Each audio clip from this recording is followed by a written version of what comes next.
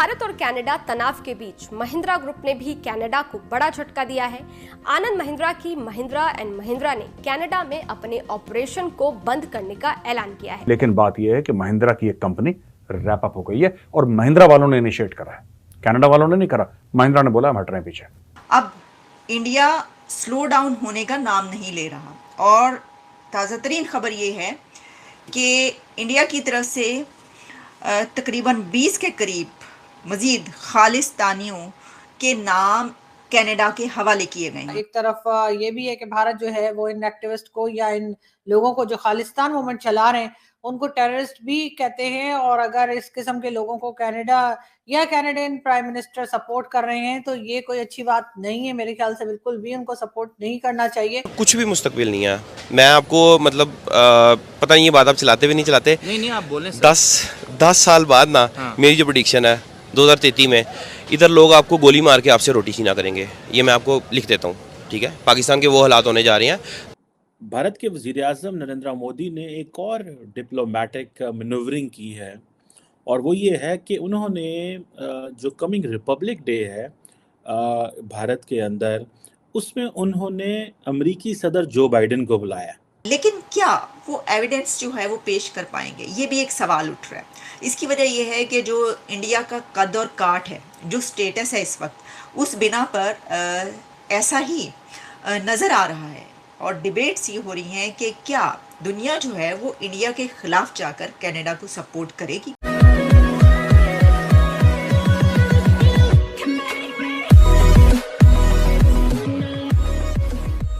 नमस्कार दोस्तों। अब कनाडा जैसे कंट्रीज की पॉपुलेशन मेंटेन इसीलिए रहती है, इंक्लूडिंग अमेरिका, कि भाई एक तो वहाँ पर जगह बहुत बड़ी है, मतलब वो इंडिया से 2 या 3 गुना बड़ा होगा कनाडा, ज़मीन की बात करें तो। ऊपर से वहाँ पर पॉपुलेशन मेंटेन होती है या फिर कम होती जाती है, तो मतलब भारत से जैसे लोग वहाँ पर जाते हैं, वहाँ की सिटीजनशिप लेते हैं, तो वहाँ की जो पॉपुलेशन है ना वो मेंटेन रहती है या फिर थोड़ी बढ़ती भी रहती होंगी शायद। तो इंडिया अगर आप देखो तो कई मायनों में न्यूजीलैंड है, ऑस्ट्रेलिया है, कनाडा है, यूएस है, इस टाइप के लोगों को मदद करता है वहाँ की पॉपुलेशन को मेंटेन रखने में। और अगर ऐसी सिचुएशन में मतलब इतनी ज़्यादा चीज़ें डायरेक्टली इनडायरेक्टली इंडिया जो है वो बेनिफिट कर रहा है कनाडा को, लेकिन फिर भी कैनेडियन गवर्नमेंट के द्वारा ट्रेड तो अलग ही बात है।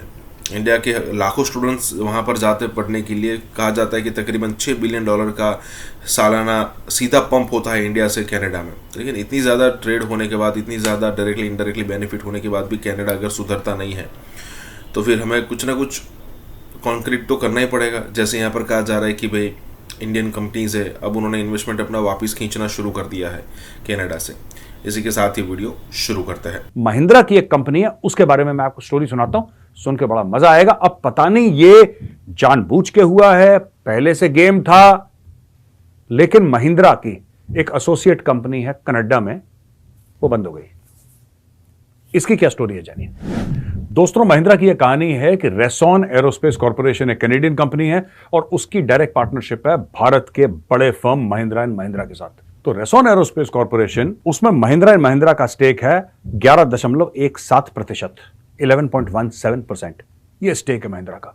और दोस्तों ये स्टेक जब महिंद्रा ने मना कर दिया, अब क्या कारण थे लोग इसको जोड़ रहे हैं, इस पूरी भारत और कनाडा की बात को लेकर जो झगड़ा चल रहा है, इनकी वाद विवाद चल रहा है, इसको लेकर लोग उससे कनेक्ट कर रहे हैं। मुझे नहीं पता कि असली में सच्चाई क्या है, लेकिन बात यह है कि महिंद्रा की एक कंपनी रैप अप हो गई है और महिंद्रा वालों ने इनिशिएट करा है, कनाडा वालों ने नहीं करा। महिंद्रा ने बोला हम हट रहे हैं पीछे और ये फाइलिंग हो गई है। अब क्यों हुई है ये आने वाला वक्त बताएगा। अब इंडिया स्लो डाउन होने का नाम नहीं ले रहा और ताज़ा तरीन खबर ये है कि इंडिया की तरफ से तकरीबन 20 के करीब मजीद खालिस्तानियों के नाम कनाडा के हवाले किए गए हैं। कनाडा को एक लिस्ट दे दी गई है जिसमें 20 और ऐसे लोगों के नाम हैं जो कि इंडिया ये समझता है कि ये लोग वहाँ पर वो मूवमेंट चला रहे हैं या इंडिया एंटी इंडिया जो है वो तहरीक वहाँ पे चल रही है। यानी 20 के करीब खालिस्तानियों के नाम उन्होंने और दे दिए हैं। तो जनाब इसमें और क्या क्या कुछ है, इससे पहले कि हम इस मुद्दे पर तफसीली नज़र डालें और मैं आपको ये भी बताऊं कि हमारे व्हाट्सएप ग्रुप्स में जब ये खबर चलना शुरू हुई कि जनाब मेजर गौरव आर्या साहब जो हैं उन्होंने तो जस्टिन ट्रूडो को थ्रेट थ्रेट्स बहुत ज़्यादा दी हैं और बहुत ज़्यादा उनको धमकियां दी हैं, और उन्होंने तो ऐसी की तैसी करके रख दी है। ये क्या हो रहा है, तो मैंने फिर हमें भी देखना पड़ा। हमने कहा जनाब मेजर गौरव ने क्या किया, ज़रा हम भी देखें। तो आपके सामने वो भी रखेंगे, लेकिन उससे पहले मैं आपको ये बताना चाहती हूँ कि एक और चीज़ हमारी नज़र से गुजरी। अब आपको पता है व्हाट्सएप का ज़माना है और इस तरह की चीज़ें जो हैं वो धड़ाधड़ चल रही होती है और हम तक भी पहुँचती हैं। तो एक व्हाट्सएप मैसेज कह लें जो कि ग्रुप में इस वक्त वायरल हो रहा है, वो ये है कि आखिरत में यानी मरने के बाद आखिरत में, अब आप जहाँ भी पहुँचेंगे वहाँ पर आखिरत में इंडिया से पूछा जाएगा, सर आखिरत में इंडिया से पूछा जाएगा कि तुम्हारा पड़ोसी भूख और महंगाई से मर रहा था और तुम चांद पर सैर कर रहे थे। ਵੇਖ ਲਓ ਹੁਣ ਤੁਸੀਂ ਤਿਆਰ ਹੋ ਜਾਓ सर, ਤੁਸੀਂ ਤਿਆਰ ਹੋ ਜਾਓ, ਪੁੱਛਗਛ ਤੁਹਾਡੇ ਨਾਲ होनी है। ये बताया जा रहा है कि जो आखिरत में जो है ना वो हमसे नहीं होनी पूछगछ। आखिरत का नाम हम लोग लेते हैं, पूछगछ जो है वो हमसाये से होनी है। इंडिया वालों तुम लोगों से पूछगछ होनी है कि हमसाया जो है भूखा मर रहा था, हैं जी, तो आपने जो है वो कुछ पूछा ही नहीं।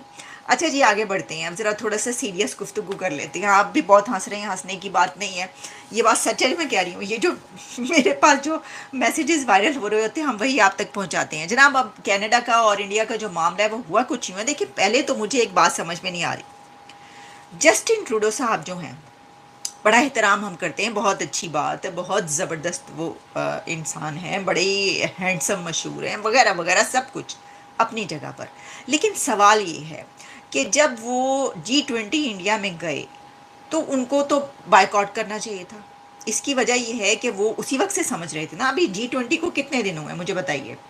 उनके ख्याल में ये जो कुछ उन्होंने बातें की हैं उसके मुताबिक ऐसा लगता है कि उनको ये काफ़ी अरसे से ये है वहाँ पर कि जनाब इंडिया जो है ये कर रहा है, तो फिर तो इससे उनको जो है वो बायकॉट करना चाहिए था। अच्छा चलें, लेकिन क्या वो एविडेंस जो है वो पेश कर पाएंगे, ये भी एक सवाल उठ रहा है। इसकी वजह यह है कि जो इंडिया का कद और काठ है, जो स्टेटस है इस वक्त, उस बिना पर ऐसा ही नज़र आ रहा है और डिबेट्स ये हो रही हैं कि क्या दुनिया जो है वो इंडिया के ख़िलाफ़ जाकर कनाडा को सपोर्ट करेगी।